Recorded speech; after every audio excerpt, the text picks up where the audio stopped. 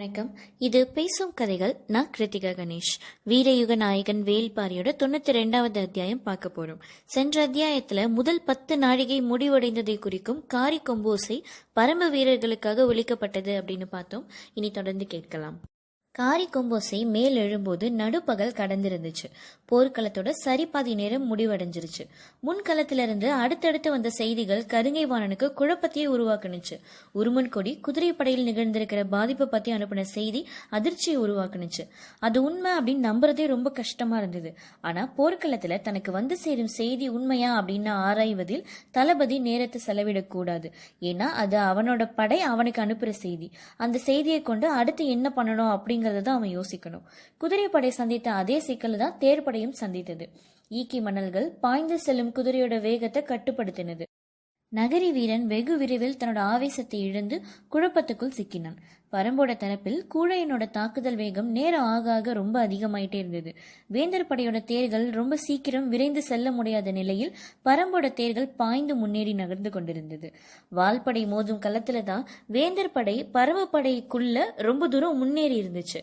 வால்படை தளபதி சாகலைவன் மூர்க்கத்தோட தாக்கி முன்னேறிட்டு இருந்தான். ஆனாலும் பரம்போட தரப்பில் பேரிழப்பு அப்படின்னு எதுவுமே நடக்கல.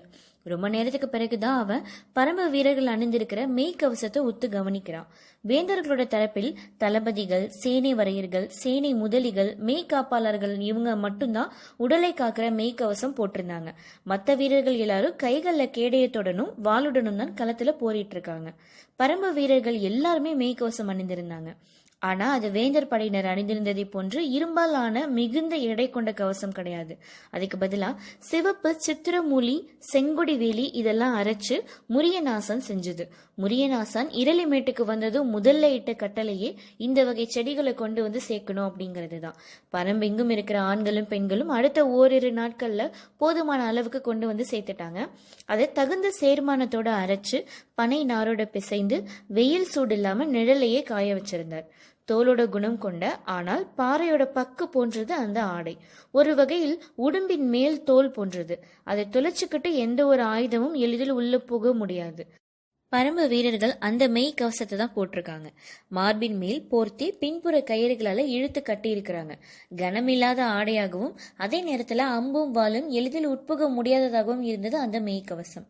விற்படை, தேர்ப்படை, யானைப்படை ஆகிய 3 படைகள்லையும் முதன்மையான ஆயுதம் வில் தான்.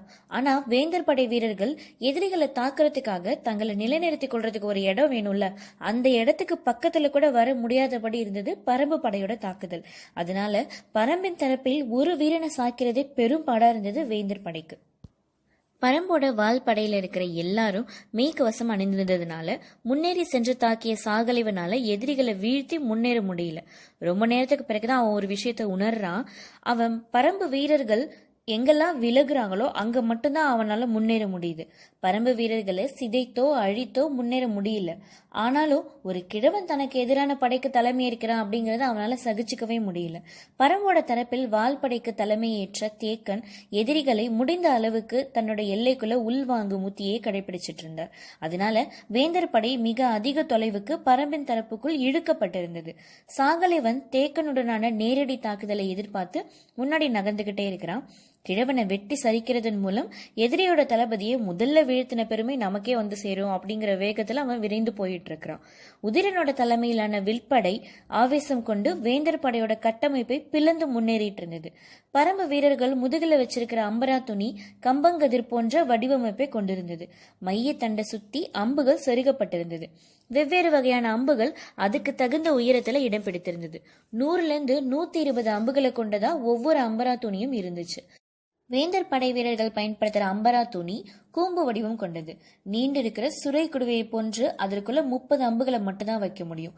எதிரிகளை தாக்கி அழிக்க முடியாத நிலையில வெகு விரைவாக தங்களோட அம்புகளை தீர்த்த வேந்தர் படை வீரர்கள் அம்புக்கட்டு வர்ற வரைக்கும் பின்படைக்கு வழிவிட்டு ஒதுங்கி போயிருந்தாங்க. முன்னாடி வந்து தாக்குற அடுத்தடுத்த படை பிரிவுகளும் அம்புகளை தீர்க்கறதுலயே ரொம்ப வேகமா செயல்பட்டு ஒதுங்கிக்கிச்சு. உதிரனோட தலைமையிலான விற்படை தடைகளற்ற வேகம் கொண்டிருந்தது. தாகம் மேலிட வீரர்களிடம் களைப்பு உருவாக ஆரம்பிச்சது. சூரியனோட வெப்பத்தினால தட்டியங்காட்டு கருமணல் எங்க பார்த்தாலும் வெப்ப வலயங்கள் உருவாகிட்டு இருந்தது. காலையிலிருந்து பேராவேசத்தோட போரிட்டு கொண்டிருக்கிற வீரர்களோட உடலில் நீர் வற்றி தாகம் ஏற்பட ரொம்ப அயர்வுக்குள்ளாயிட்டாங்க. முரியன் ஆசான் நீர்வேலி படற்கொடியோட இலைகளை அதோட சின்ன சின்ன காய்களோட சேர்த்து சுருட்டி கைகளோட மணிக்கட்டுக்கு மேலும் கழுத்திலும் தாயத்து போல ஒவ்வொரு வீரனும் கட்டியிருந்தாங்க. தாகம் மேலிட்டு மயக்கம் வர்றது மாதிரி இருந்துச்சுன்னா அந்த தாயத்தை அப்படியே கடிச்சு சாப்பிட்டுருங்க அப்படின்னு சொல்லியிருந்தாங்க. இந்த இலையும் காயும் உடனடியா நீர் சத்து சுரக்கக்கூடியது. பரம வீரர்கள் ரொம்ப சிலரே அந்த தாயத்தை கடிக்கிறாங்க. அவங்க அதை கடிச்சிட்டு இருக்கும் போது எதிரில் வேந்தர் படை வீரர்கள் ஆயுதங்களை கை கொள்ள முடியாத கிறக்கத்தில் இருப்பது தெரிந்தது. கருங்கை வாணனுக்கு களத்தோட எல்லா திசைகள்ல இருந்தும் செய்திகள் வந்துகிட்டே இருந்தது. ஆனா ஒரு செய்தி கூட அவன் நினைச்சது போல இல்ல. வாட்படை மட்டும்தான் வெகுவாக முன்னேறி போயிட்டு இருந்தது. அதை சொல்ல வர்றவன் மட்டும்தான் உற்சாகத்தோட சொல்லிட்டு போறான். ஆனா மற்ற படைகள் இருக்கும் நிலைமைக்கும் வால்படை இருக்கும் நிலைமைக்கும் பெருத்த வேறுபாடு இருந்தது. வேட்டோன் பாறை தாக்குதல்ல திடீர் முன்னேறி போன போது வந்த எண்ணம் இப்போது உருவாக ஆரம்பிச்சது. சாகலைவன் ஏதோ பொறியில மாட்ட போறான் அப்படின்னு தோன்றியது. அப்போ காரமலையோட மேலிருந்து அடுத்ததொரு பேரோசை கேட்டது. இந்த ஓசையின் மூலம் எதிரிகள் என்ன செய்தியை சொல்றாங்க அப்படிங்கறது கணிக்க முடியல. ஆனா இதோட அடிப்படையில தான் அவங்க உத்திகளை வகுக்கிறாங்க அப்படிங்கறது மட்டும் புரிஞ்சுது. இப்போ வெளிப்பட்ட காரிக்கொம்போசை இறுதி 5 நாழிகையோட தொடக்கத்தை அறிவிப்பது. பரம்பு வீரர்கள் தாங்கள் வகுத்த போர் உத்தியோட இறுதி பகுதியை நிறைவேற்ற தயாராயிட்டாங்க. தாகமும் தாங்க முடியாத மயக்கமும் வேந்தர் படை வீரர்களுக்கு உருவாகிற இந்த நேரத்துல பரம்பு வீரர்கள் தங்களோட தாக்குதல் வேகத்தை 2 பங்கா மாத்துறாங்க. விற்படையினர் இதுவரைக்கும் பயன்படுத்தாத கொடுமர அம்புகளை பயன்படுத்த ஆரம்பிச்சுட்டாங்க. கருங்கைவாணன் நிலைமையை கணித்து என்ன செய்யலாம் அப்படின்னு யோசிச்சுட்டு இருக்கும் போது பரம்போட எல்லா படைகளும் பல கூறுகளா பிரிஞ்சு ஆவேசம் கொண்டு தாக்கி முன்னேறாங்க. அவங்க நேர் எதிர் திசையில மட்டும் முன்னேறல, மாறாக பல திசைகள்ல பிரிஞ்சு கலையிறாங்க. அதே நேரத்துல அவங்க எந்த திசையில போக நினைக்கிறாங்களோ அந்த திசையில போக விடாம மறித்து நிறுத்த முடியாத நிலைமையில வேந்தர் படை இருந்துச்சு. குறுக்கு மறுக்குமா பல இடங்கள்ல அவங்க நுழைஞ்சு போய்கிட்டே இருக்காங்க. வேந்தர் படை வீரர்கள் கிட்ட குழப்பம் உருவாக ஆரம்பிச்சது. என்ன நடக்குது அப்படிங்கிறது புரிபடாததா இருந்தது. முதல் நிலை படையில இருந்த வீரர்களுக்கு உடனடியா அம்புக்கட்டை தேவைப்பட்டுச்சு. அவங்களுக்காக ஆயுத வாரியோட உத்தரவின் பேரில் யானை ஒண்ணு அம்புக்கட்டை ஏந்தி முதல் நிலை படைக்குள்ள நுழைஞ்சது. எங்க பார்த்தாலும் கூச்சலும் மோதலோட பேரோசையுமா இருந்தது. கருங்கைவாணன் சாகலைவனுக்கு உத்தரவு அனுப்புறான், தொடர்ந்து முன்னேறி போகக்கூடாது அப்படின்னு. அவன் சொன்ன செய்தியை கொண்டு செல்றான் ஒரு வீரன். ரொம்ப நேரமா குதிரைப்படை தளபதி உருமன் கொடி கிட்ட இருந்து எந்த செய்தியும் வரலையே அப்படின்னு யோசிச்சுட்டு இருக்கான் கருங்கைவாணன். அந்த எண்ணம் தோன்றிய போது ஆயுத கட்டை கொண்டு வந்த யானையோட பிளிரில் போர்க்களம் முழுவதும் எதிரொலித்தது. சட்டுன்னு பின்புறம் திரும்பி பார்க்கிறான் கருங்கைவாணன். முடியன் எறிந்த மூவிலை வேல் யானையோட செவிப்புறத்துல இறங்கி குழியில குத்தி உள்ள இறங்கிடுச்சு. போர்க்களம் முழுவதும் எதிரொலித்தது யானையோட பிளிரல். தேர்ல நின்னபடி அடுத்த மூவிலை வேலை கையில் எடுத்தான் முடியன். அது எரியறதுக்குள்ள முடியனை தாக்கணும் அப்படின்னு நினைச்ச கருங்கைவாணன் தன்னிடம் இருந்த வில்லில் நான் ஏற்றிய போது யானையோட இடது முனையில குத்தி இறங்கினது இன்னொரு மூவிலை வேல். கல்லூசிகளும் எக்கு ஊசிகளும் பன்னியோட முன் கொம்பால செய்யப்பட்ட நீல் ஊசியும் கொண்ட பரம்போட தனித்துவமான ஆயுதம் தான் மூவிலைவேல். 3 திசைகளையும் விரிந்திருக்க குத்துப்பட்ட வேகத்தில் யானை வெறி கொண்டு கழுத்தை மறுத்த அசைக்கும். அப்போ வேலோட கூர்முனை துளைத்து உள்ள போயிட்டு இருக்கும். ஏதோ நடக்க போகுது அப்படின்னு கருங்கைவாணன் நினைத்த போது அம்புக்கட்டைகளை பிரிச்சு கொடுக்கறதுக்காக யானைக்கு மேலேயும் பக்கத்திலே நின்றுட்டு இருந்த 12 வீரர்கள் தூக்கி வீசப்பட்டாங்க. கீழே விழுந்தெழுந்த பாகனொருவன் குத்துப்பட்டிருந்த ஈட்டியை பிடுங்க முயற்சி பண்றான். அப்போதான் அந்த பயங்கரம் நடக்க தொடங்கினது. மூவிலை வேலோட வடிவமைப்பே எதிரெதிர் திசையில உள்ள நுழைஞ்சு சொருகி கிடக்கிறது தான். இப்போ அதை இழுக்க நினைச்சா ஒரு திசையில இருக்கிற கூர்முனை வெளியில வர்றதுக்காக மற்ற 2 திசைகள்ல இருக்கிற கூர்முனைகளை அழுத்தி உள்ள நுழையும். எஃகூசியும் கல்லூசியும் பன்றி கொம்பும் இருக்கிற கூரூசியும் யானையோட இடது சப்பைக்குள்ள கிழித்து இறங்க யானை வெறி கொண்டு சுழற்றியது துதிக்கையை. வேந்தர் படை வீரர்களுக்கு நடுவே நின்றுட்டு இருந்த அதோட தாக்குதல் கன நேரத்துக்குள்ள பன்மடங்கு ஆவேசம் அடைந்தது. எறும்பு கூட்டங்களை நசுக்கிறது போல திறன் கொண்ட படையணியை நசுக்க தொடங்கினது அந்த யானை. யானை தன்னோட கட்டுப்பாட்டை இழந்து தாக்குதலை தொடங்கிடுச்சு அப்படின்னு தெரிஞ்ச கருங்கைவாணன் அதை குத்தி வீழ்த்துங்கள் அப்படின்னு பெரும் குரல் எடுத்து கத்துறான். வழக்கமான போர் ஈட்டிகளை கொண்டு யானையை வீழ்த்திட முடியாது. கூறுவால் செருகப்பட்ட பெரிய ஈட்டியாலும் தந்தை ஈட்டியாலும் தான் யானையை தாக்கி வீழ்த்த முடியும். வீரர்கள் தங்களை காப்பாத்திக்கணும் அப்படிங்கறதுக்காக யானையை வீழ்த்தியே ஆக வேண்டிய நிலை உருவானது. தாக்குதல் தொடுக்க தொடுக்க யானையோட ஆவேசம் பன்மடங்கு அதிகமாயிட்டே இருந்தது. பிளிரலோட ஓசையில அதோட மூர்க்கம் உச்சத்தை தொட்டு கொண்டிருந்தது தெரிந்தது. இரும்பு சங்கிலியால போர்க்கவசம் போர்த்தப்பட்ட யானைய 2 வேல்கம்பு வீச்சுகளால பரம்போட பின் வீரன் ஒருவன் தாக்க முடிந்ததை வேந்தர் படை வீரர்கள் மிரண்டு பாக்குறாங்க.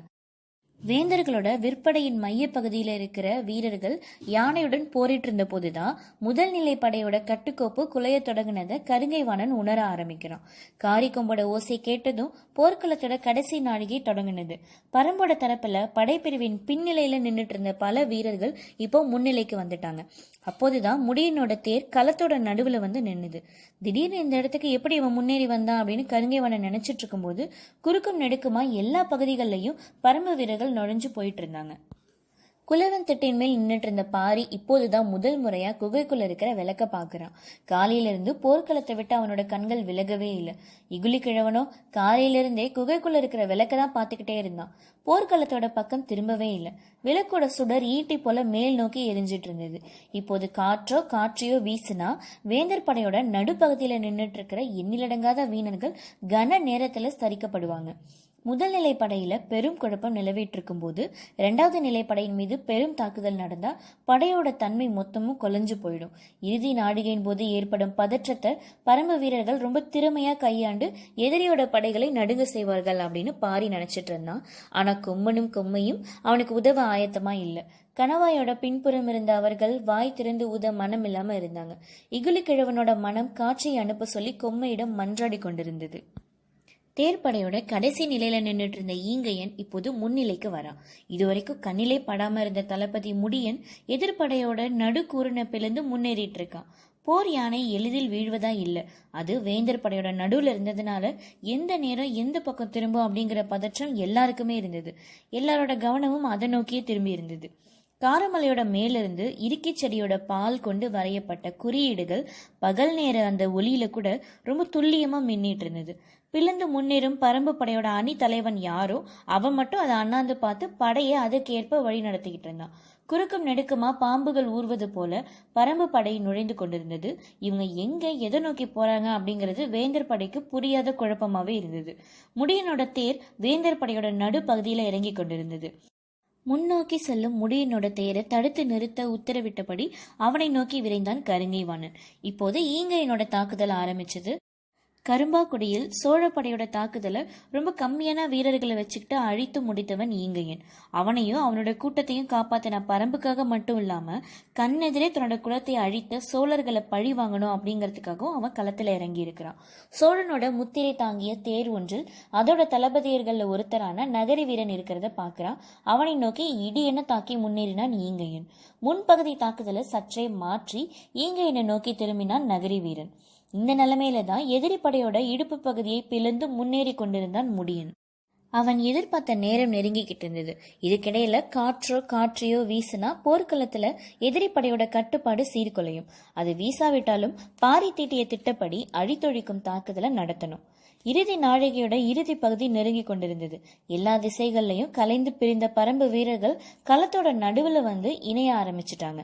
பெரும் சங்கிலி பிணைப்பால் கருங்கைவாணன் அமைத்த முதல் நிலை படையோட மைய பகுதியை சூழ்ந்து நிக்கிறாங்க.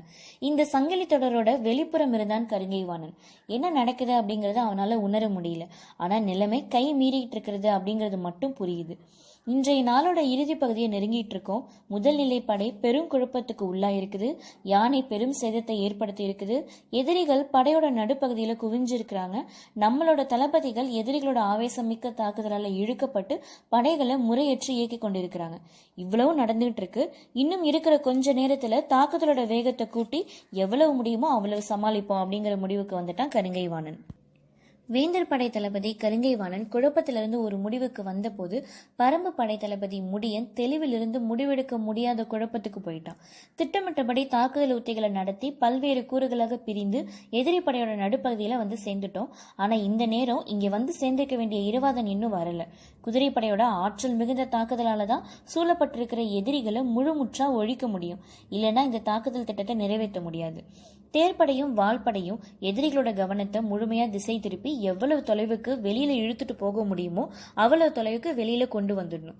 உதிரனோட தலைமையிலான பரம்போட வலிமை மிகுந்த விற்படை இடது முனையிலிருந்து உத்தி பிரித்து களத்தோட நடுப்பகுதிக்கு வந்து கூடணும். அந்த நேரத்துல களத்தோட இடது முனையிலிருந்து இரவாதன் தலைமையிலான குதிரைப்படை நடுவில் இருக்கிற விற்படையோட சேரணும். அப்போ இடையில சிக்கி இருக்கிற எதிரிகளோட படை முழுமுற்றா அழிக்கணும். அப்படிங்கிறது தான் வகுக்கப்பட்ட திட்டம். இந்த திட்டத்துல கணிக்க முடியாதது காற்றோட வீச்சு மட்டும்தான். அது எந்த கணத்தில் நிகழ்கிறதோ அந்த கணத்தில் அதற்கேற்ப முன்னோக்கி தாக்கும் உத்தியை செயல்படுத்துறது அப்படின்னு முடிவெடுக்கப்பட்டது. முன் முடிவின்படி பரம்பு வீரர்கள் எல்லாருமே ரொம்ப சிறப்பா செய்து முடிச்சுட்டாங்க. ஆனா இரவாதனோட தலைமையிலான குதிரைப்படை மட்டும் முடிய நிலை கொண்டுள்ள நடுப்பகுதிக்கு வந்து சேரல. தொலைவில் அவனோட படை குறிப்புக்கான பதாகையும் கண்ணில் தெரியவே இல்லை. தாக்குதலுக்கான உத்தரவை பிறப்பிப்பதா இல்ல காலம் தாழ்த்துவதா அப்படிங்கிற குழப்பத்தில் சிக்கினான் முடியன். பரம்போட குதிரைப்படை தான் எதிரிகளை பேரழிவுக்கு உள்ளாக்கி இருந்தது. காலையிலிருந்து அதோட வேகம் உருமன் கொடிய நிலக்கொடிய வச்சு தற்காப்புக்கு நிலைக்கு தள்ளிடுச்சு. ஆனா நடுப்பகலுக்கு பிறகு மனிதர்களால எப்படி இந்த நிலத்துல வெக்கைய நீர் இல்லாம பொறுத்து கொள்ள முடியலையோ அதே சிக்கலை குதிரைகளும் சந்தித்தது. இதுக்கான மாற்று ஏற்பாடு எதுவும் செய்யப்படல. அதுவும் காலையிலிருந்து கனப்பொழுது கூட நிக்காம ஓடிய பரம்போட குதிரைகள் காரிக்கொம்போட 2வது ஓசை கேட்ட போது ரொம்ப களைச்சு போயிருந்தது. இவ்வளவு களைச்சிருக்கிற குதிரைகளை கொண்டு எதிரிகளோட குதிரைப்படைக்குள்ள பிளந்து உள்ள நுழைஞ்சோன்னா நம்மளோட தரப்புக்கு தான் இழப்பு அதிகமாகும் அப்படின்னு இரவாதன் கணித்து விட்டான். அதனாலதான் வேற வழியே இல்லாம திட்டத்தை செயல்படுத்தும் முடிவை கைவிட்டான். கருங்கை வாணனோ எதிரிகளோட உத்திகளுக்குள் நம்மளோட முதல் நிலைப்படை கடுமையா சிக்கிக்கிட்டு இருக்கிற நேரம் வரைக்கும் பாதிப்பை குறைக்கிற உத்தியை மட்டும் கடைபிடிப்போம் அப்படிங்கிற நிலையை கையில் எடுத்தான். அப்போதான் நீல் சங்கோட ஓசை தென் மூலையில் கேட்டது. என்ன இது அப்படின்னு பரம்பு தளபதிகளுக்கு புரியல. ஆனா ஓசை கேட்ட கணம் திடுக்கிட்டு திரும்பினான் கருங்கை வாணன். அது தளபதி கொல்லப்பட்டுட்டா உடனடியாக தலைமை தளபதிக்கும் அரசனுக்கும் சொல்லும் குறிப்பு. தன் தளபதி ஒருவன் கொல்லப்பட்ட செய்தி ஒரு கணம் நடுக்குற செய்தது. உடனடியா அந்த திசை நோக்கி குதிரையை விரைவுபடுத்தினான். கடைசி கொஞ்ச நாழிகையில தளபதி கொல்லப்பட்டுட்டா அந்த படையணி முழுமுற்றாக அழிய அதிக நேரம் ஆகாது. பாதிப்பை குறைக்கணும் அப்படிங்கிற வேகத்தோட வேகமா போறான் கருங்கை வாணன். எதிரி படைக்குள்ள ஏறி உள் நுழைஞ்சு போனது தேர்ப்படை தளபதி நகரி வீரனும் வால்படை தளபதி சாகலைவனும் தான். நகரி வீரன் சோழ நாட்டு தளபதிகள்ல ஒருத்தன். அவனோட வீரத்தை பத்தி பெருசா தெரியாது. ஆனா சாகலைவன் பாண்டிய நாட்டோட இணையற்ற வீரன். அதனால அவன் கொல்லப்பட்டிருக்க வாய்ப்பில்லை அப்படின்னு நினைச்ச போது கருங்கை வாணனோட கண் பார்வையின் தொலைவில் நகரி வீரன் போரிட்டு கொண்டிருப்பது தெரிஞ்சது. கருங்கை வாணனால நம்ப முடியல. குதிரையை வேகப்படுத்தியபடி முன்னேறிக்கிட்டே இருக்கிறான். வேந்தர்களோட வாட்படை அவனோட கண்ணுக்கு தெரிந்தது. உற்று பார்த்தபடி உருவிய வாளோடு விரைந்து போகிறான். குதிரை எவ்வி பாய்ந்தது. பரன் மேல் இருந்த திசைவேடர் தன் கைகளை உயர்த்துகிறார். போர்க்களத்தோட இரு திசைகளிலும் இருந்த பரன்களின் மேலிருந்து எண்ணற்ற முரசுகள் ஒலிக்க ஆரம்பிச்சது. தட்டியங்காடு எங்கும் எதிரொலித்தது அந்த ஒலி. இன்றைய போருக்கான நாழிகை முடிஞ்சிடுச்சு அப்படிங்கறத அவங்க சொல்றாங்க. பாய்ந்து சென்ற கருங்கை வாணனோட குதிரை சற்றே வேகம் குறைத்தது. வரவேண்டிய இடத்துக்கு வந்து சேர்ந்தான். எதிரில் தலை வெட்டப்பட்ட நிலையில சரிந்து கிடந்தான் சாகலைவன். பக்கத்துல தேக்கன் நின்றுட்டு இருந்தார். முகத்துல பட்ட சாகலைவனோட ரத்தத்தை துடைத்தபடி விரிந்து கிடந்த தலைமுடியை உச்சந்தலையில ஏற்றி கட்டி அருகில் இருந்த குதிரையின் மேல் தாவி ஏறினான் தேக்கன். வீரயுக நாயகன் வேல்பாரியோட 92வது அத்தியாயம் முடிவு பெற்றது. முதல் நாள் போரை பத்தி என்ன பேச்சுவார்த்தை நடக்குது அப்படின்னு அடுத்த அத்தியாயத்துல பார்க்கலாம். நன்றி.